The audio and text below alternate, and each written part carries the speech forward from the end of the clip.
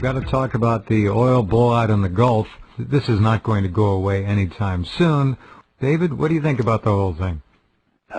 Yeah, well, I wrote an article about it actually this week, which always, of course, focuses the mind on looking at all these different aspects to it as you're pulling it together, and it is utterly catastrophic in environmental terms. But you know, when you look at the background to it, the run-up to it, I don't buy incompetence. I buy, at the core, cold calculation.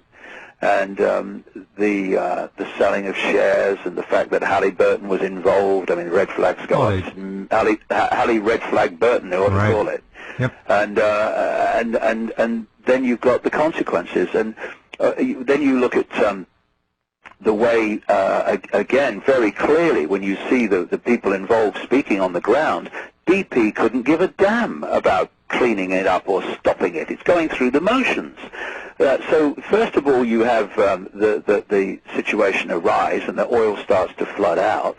And then you have this situation where the people who've done it really are not really trying, except going through the motions to appear to be trying. I mean, you see these interviews on the internet with some of the people that have been involved in the cleanup, and they're saying, you know, well, maybe 2 hours a day, and again, a common theme is, oh, when someone comes in who's kind of important, or there's cameras, or it's the president, then everyone's alerted, and everyone's on the beaches and cleaning up, and everyone's running around. As soon as the helicopter leaves, it all stops. I mean, why would you not do whatever you could to react to this? The reason is they want the catastrophe, they want the chaos, for a number of reasons. There's one level, yes, of course, they're going to try to use this to push the global warming tax agenda because you know, the climate gate and all the other stuff has really put a hole in they capitalize on every tragedy, always. Yeah, exactly. You know, I mean, the climate gate thing is really you know, been a big problem for the credibility of this global warming lie. So they'll use this, but it's bigger than that. They want to create as much chaos as possible, and interestingly, it connects into what we've been talking about tonight, Jeff, because when you create chaos and you create fear, you are fundamentally affecting the vibrational state of the population. I mean, okay, expand your mind to connect with higher levels of consciousness when oil's pouring onto the beach and creating an environmental catastrophe, when you've lost your whole way of life and what have you, and then with the potential consequences of the acid rain. There's already oil rain falling in the Gulf area, and all these other possibilities of massive environmental damage, fundamental damage, a long way inland. You're looking at a situation of potential catastrophe for far more people than those that just live along the Gulf, and then you've got the Gulf Stream out into Europe and all the rest of it. And so it's just one part of creating maximum chaos, including wars and economic chaos, anything that can create mayhem within the human energy field out of fear and worry and what's going on and all the rest of it. And they're feeding off of this. A lot more of these things, a lot more of these in different areas of our lives, things that are designed to create fear, worry, and all the rest of it. It is going to be a nightmare period, but so the way to get through it and to come out the other side in this new world that's coming is to be in this world physically, yes, and we experience through the five senses, but our point of observation is consciousness beyond this world. We are in this world physically, but not of this world in terms of our point of observation. If we can say, David Icke is my experience, he's not who I am. I am consciousness having that experience. It will be much easier to get through because we will be interacting with this change and this chaos in a very, very different way to those that are in the world and of it in terms of their perception of self.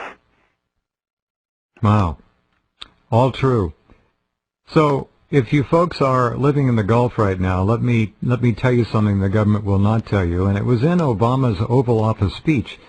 They don't care about you. all right? And you people who are selling out to BP and proud to be part of the cleanup crew, you're being sacrificed. Every single person who cleaned up the Exxon Valdez disaster is dead now. Dead. Their average life, I believe, was 51 years of age. They're gone. That's it. You people are being set up. You're being paid. You are expendable. Let me urge all of you to get an ozone air purifier for your homes at least, so the air inside of your home can be somewhat cleaner than the filth and the poison that you're being forced to breathe. David, do you know over here there is no air monitoring going on in the media? No results whatsoever? Yeah, that is extraordinary from the perception of a sane country, a sane administration. Yep. But of course, completely explainable because the readings they would get would be horrific, and so they don't. Well, they had one set of reading, David. I don't know if you heard this or not, but for you listening, forgive me again. These so-called safe levels of benzene, 0 to 4 parts per billion. The levels that were found in the only story I was able to secure, a television station in Louisiana, over 3,400 parts per billion. And then the air monitoring stopped. No more results. That was it. 3,400 parts per billion benzene. This is such an important point for people in general, but in especially people in uniform to understand, is that the government couldn't care less about you. You're totally expendable. What they're doing in the Gulf is just a much bigger version of what they did to the rescuers at 9/11 when they knew what those people were breathing in. And look at the consequences for them.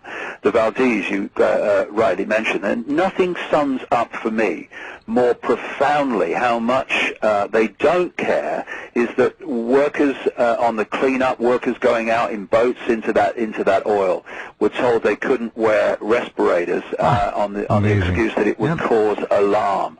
And you know, I said in my article over the weekend exactly what you just said. You know, it's not nice to say it, but the die is already cast for a large number of people as a result of what has happened and how they've gone out into this stuff, into this unbelievable pollution without any protection. And even with protection, it's only kind of limited given the environment they're going into.